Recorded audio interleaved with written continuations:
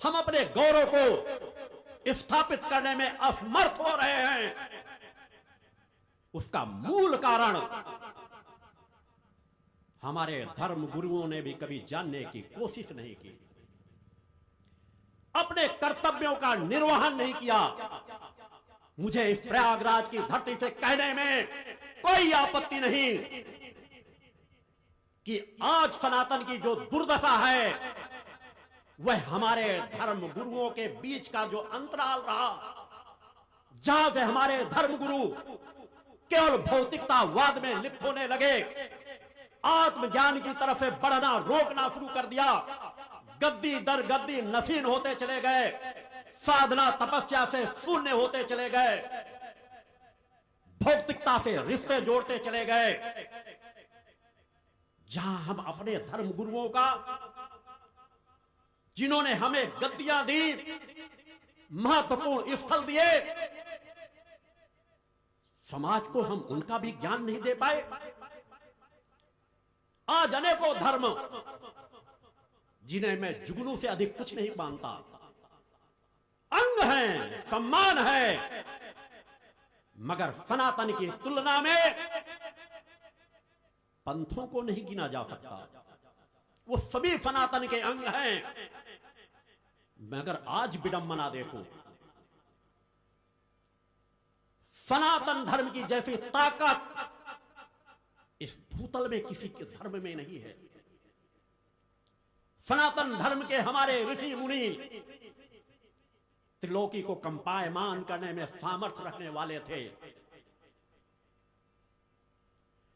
देवताओं के सिंहासन को भी डिगा देते थे, हिला देते थे और अपने सामने उपस्थित होने के लिए बाध्य कर देते थे। ध्रुव, प्रहलाद जैसे बालक आखिरकार इसी धरती की माताओं की कोख से जन्म लिया था। आज हम कहां खड़े हैं? धर्म परिवर्तन किसके साथ? सनातनियों के साथ। कौन कर रहा है? वह कर रहे हैं जिनके धर्म में 90% ढोंग और पाखंड का आवरण छाया हुआ है।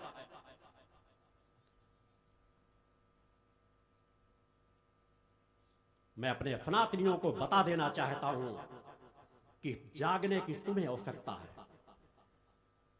संभलने की तुम्हें आवश्यकता है। उन विचारों को अपने अंदर आत्मसात करो। यदि उन विचारों को आत्मसात नहीं कर सके तो आने वाला समाज तुम्हें कभी माफ नहीं करेगा। हमारे सनातन धर्म का कोई दूसरा परिवर्तन कर सके तो कहीं ना कहीं तो हमारे सनातन धर्म में कुछ कमियां आई हैं। हम उन कमियों पर यदि विचार नहीं करेंगे और सुधार नहीं करेंगे तो यह तो होता ही रहेगा और रोकने के लिए किसी टकराव की आवश्यकता नहीं है। हमारे सनातन की ताकत को पुनः एहसास कराने की जरूरत है और पुनः इस धरती के मानवों को, महिलाओं को और पुरुषों को, बच्चे और बच्चियों को जगाने की जरूरत है। पुनः उन्हें एक बार एहसास कराने की जरूरत है कि गंगा में बहुत गंदे नाले बह चुके, अब गंगा को भी पवित्र करने की जरूरत है।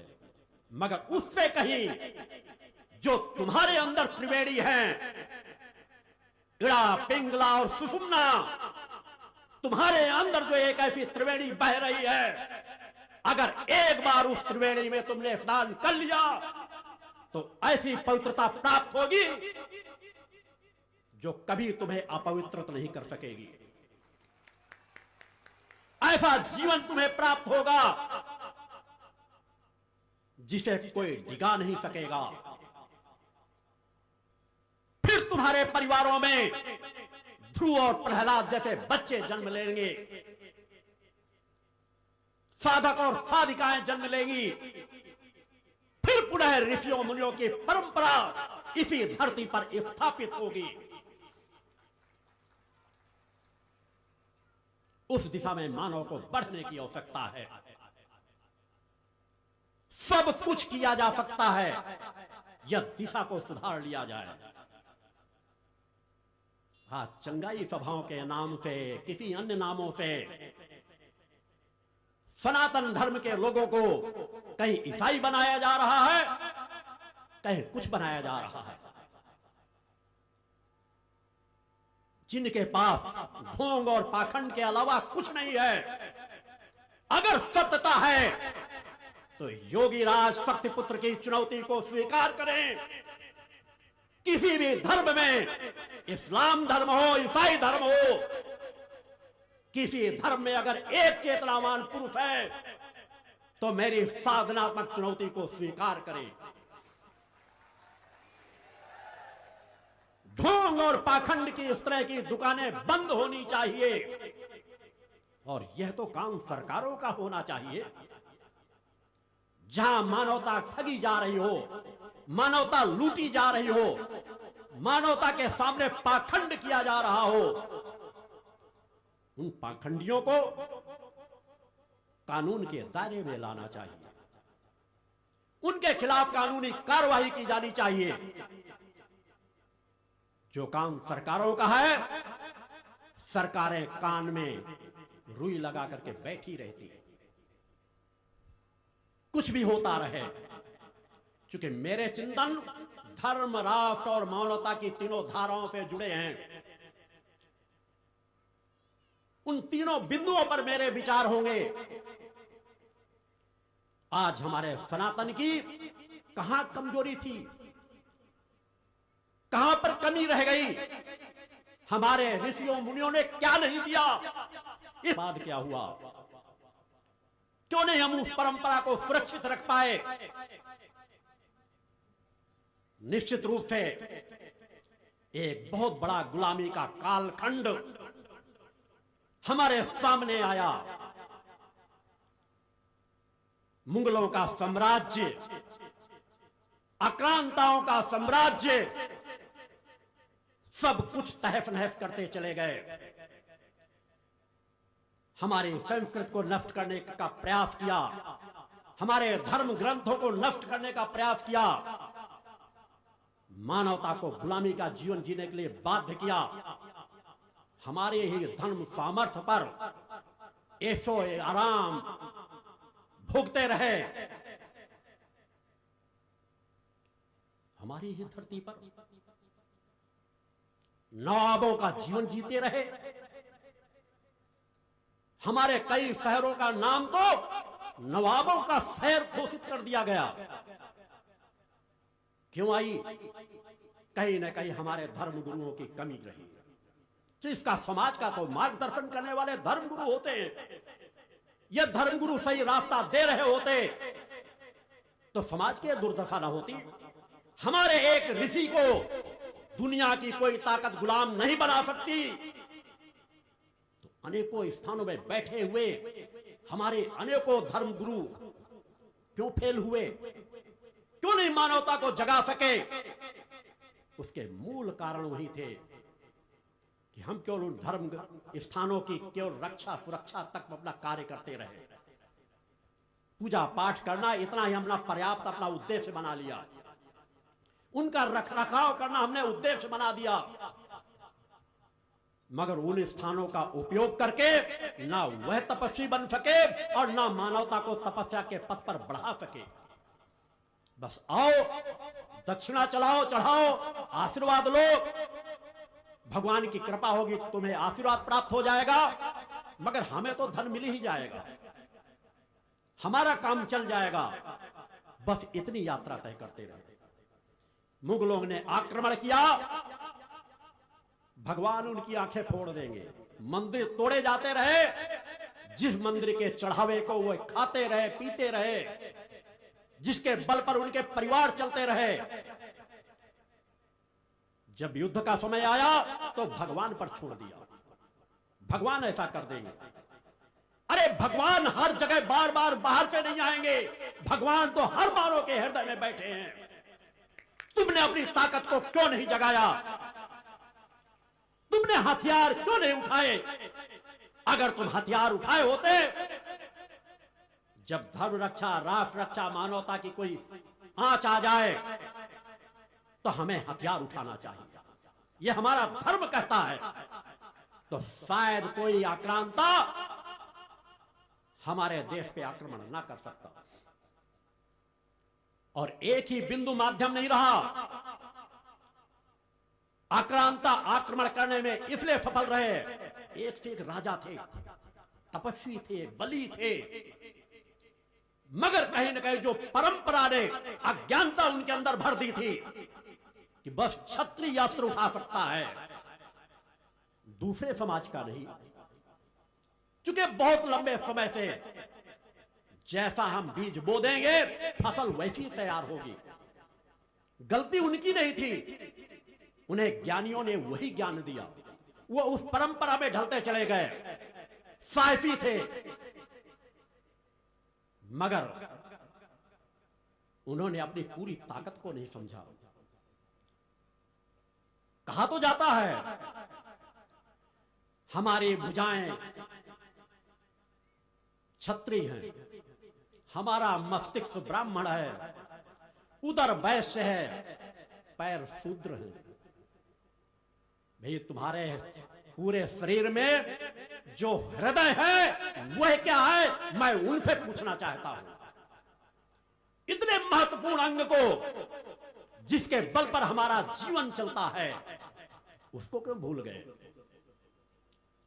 अगर हृदय की बात सुन रहे होते, हृदय की आवाज सुन रहे होते, तो यह भेदभाव न होता। हमारे उन समाज के पास साहस था, पुरुषार्थ था।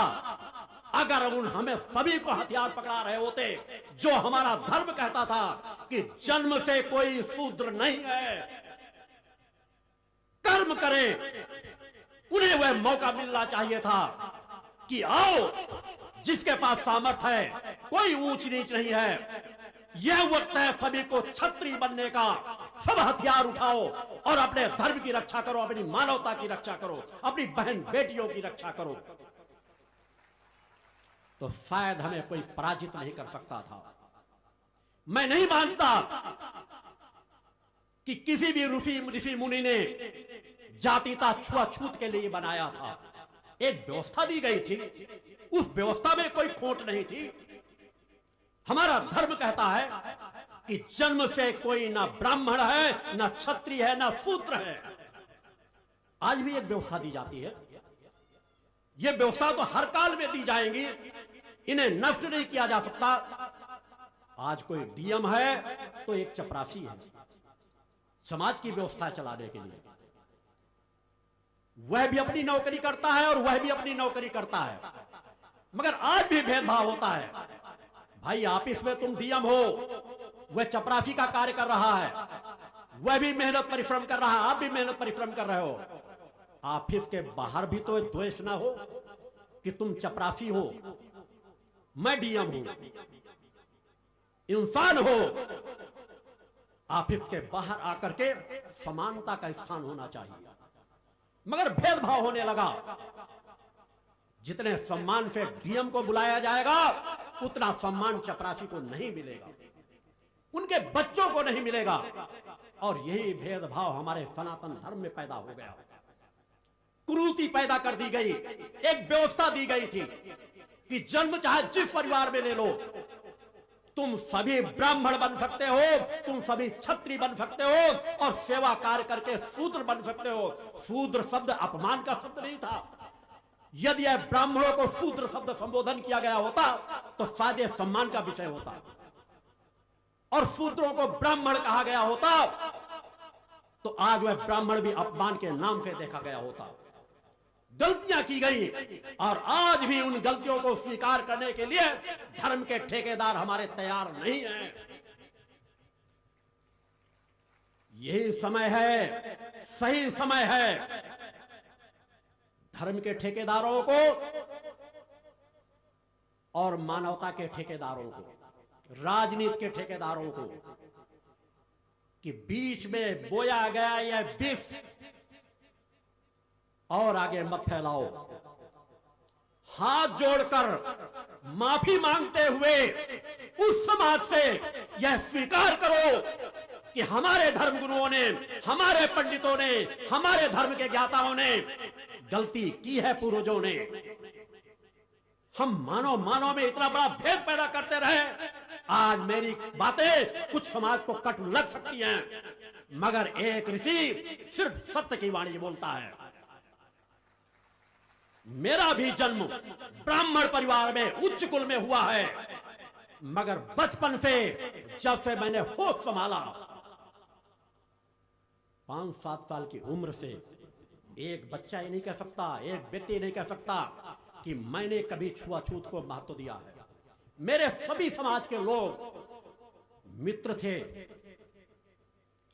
अगर घर में आते थे एक साथ बैठ करके भोजन करते थे, और घर के लोगों को कह देता था कि कभी उनसे थाली धुलने के लिए कह देना, अगर तुम न धुल सको तो थाली रखी रहेंगी, मैं धुल दूंगा। एहसास करो, गरीबी दुखदाई नहीं होती। उन गरीबों के पास जाकर के देखो, उस 40% समाज के पास जाकर के देखो, वो गरीबी से दुखी नहीं है। वो नमक रोटी खा करके भी तुम मेवा मिष्ठान खाने वाले लोगों से ज्यादा ताकतवर हैं। तुम कोट पैंट टाई स्वेटर साल पहन लेते हो, वो एक बनियान में भी ठंड काटने की सामर्थ्य रखते हैं। मगर उनके पास अगर सबसे बड़ा दुख है तो यह दुख वह है कि उनको हीन माना गया, उनको अछूत माना गया। मैं उच्च कुल के लोगों से कहता हूं, बहुत गंगे में नाले बहा दिए, एक बार अपने आप को परिवारों में धर करके देखना कि अगर तुम्हारे साथ ये हो रहा होता तो तुम क्या करते। वो बेचारे तुम्हारे दरवाजे से निकले तो जूते हाथ में उठाकर लेना पड़े, शादियों में घोड़ियों में नहीं बैठ सकते। तुम्हारे दरवाजे पर आए तो तुम्हें सम्मान से उनको बैठने का स्थान भी मत दो, ना दो। उन्हीं के परिश्रम पर तुम्हारे महल बने, उन्हीं के परिश्रम पर पानी के लिए कुएं खोदे गए, तालाब खोदे गए, और उन्हीं से हम छुआछूत करने लगे। सनातन में अगर सबसे बड़ी बुराई आई तो छुआछूत की, जात के आधार पर हीन भावना पैदा कर देने की। अगर वह हीन भावना पैदा न की गई होती तो सनातन की ताकत एक ऐसी ताकत होती कि और किसी पंथ बनने की आवश्यकता ही नहीं पड़ती। इन्हीं बुराइयों से कट कट करके छोटे छोटे पंथ बनते चले गए, और फिर भी हम केवल अपने सम्मान भोगने में बैठे रहे कि बस हमें सम्मान मिलता रहना चाहिए। गहराई से विचार करना, उन जातियों में अपने आप को रख करके देखना कि तुम्हारे साथ अगर यह हीन भावना पैदा की गई होती, तुम्हारे साथ अगर इतना दुरुपयोग किया गया होता तो तुम क्या करते। आज वही समय है, मगर सही समय है दोनों पक्षों को सोचने का, विचार करने का। आक्रोश निश्चित है उस पक्ष में होगा, आक्रोश उनका जायज है, मगर कोई भी आक्रोश आक्रामक नहीं होना चाहिए। मैं दोनों पक्षों से कहता हूं कि सवर्ण पक्ष को अपनी गलतियों को स्वीकार करते हुए उन्हें गले लगाने की जरूरत है, और उस पक्ष को माफ करते हुए, यह समझते हुए कि हम भी सनातन के हैं, हम भी हिंदू धर्म के हैं, हम भी उन्हीं ऋषियों मुनियों की औलादे हैं, हक हैं। गलतियां किसी दूसरे ने की है, हमें सुधारना है, विरोध नहीं पैदा करना, सनातन की ताकत को कमजोर नहीं होने देना। सनातन में अलौकिक ताकत है, अलौकिक सामर्थ्य है, हमें उन ऋषियों मुनियों को याद करना है। उन वेदों का स्मरण करना है, उन पुराणों शास्त्रों का स्मरण करना है जहां पर कहीं पर भी ऊंच नीच नहीं है। हमारी गंगा में स्नान करने के लिए चाहे कोई बड़ा योगी ज्ञानी तपी आ रहा हो, उसे भी मां गंगा स्नान कराती हैं। और जिसे तुम दीनहीन अछूत मानते हो, मैं तो कहता हूं शायद मां गंगा उनको अपने यहां आकर स्नान करने के लिए तड़पती रहती है। का सेवन कर भाग्य से आज भी धर्म ग्रंथों का ज्ञान देने का, ज्ञान लेने का अधिकार कुछ समाजों को कहा जाता है नहीं है।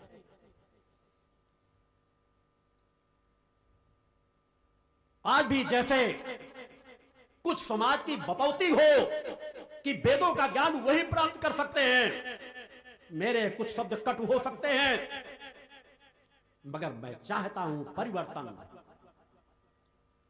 मैं चाहता हूं सुधार। कि आज एक बहुत बड़े समाज को हमने वेदों शास्त्रों के ज्ञान से वंचित रखा। अगर हम उन्हें वह ज्ञान दिए होते तो शायद हमें कुछ कहने की आवश्यकता न होती। जब हमारे धर्म पर आंच आती तो वह उठ खड़े होते, वह बताते कि देखो हमारे वेदों की क्या ताकत है, हमारी ऋषियों मुनियों की क्या ताकत थी। हम खंड खंड ना बचते। आज आवश्यकता है जातीयता छुआछूत को जड़ से समाप्त करें। मैं माता आदि सती जगतजननी जगदम्बा की आराधना उन्हीं की कृपा से करता हूं, उन्हीं की ममतामयी दयामयी करुणामयी कृपा से करता हूं। आज तक मेरा धर्म नष्ट नहीं हुआ। मैं सभी जाति के छुआ हुआ भोजन कर लेता हूं, सिर्फ सफाई शुद्धता को महत्व देता हूं। मेरा धर्म आज तक नष्ट नहीं हुआ। मेरा एक यज्ञ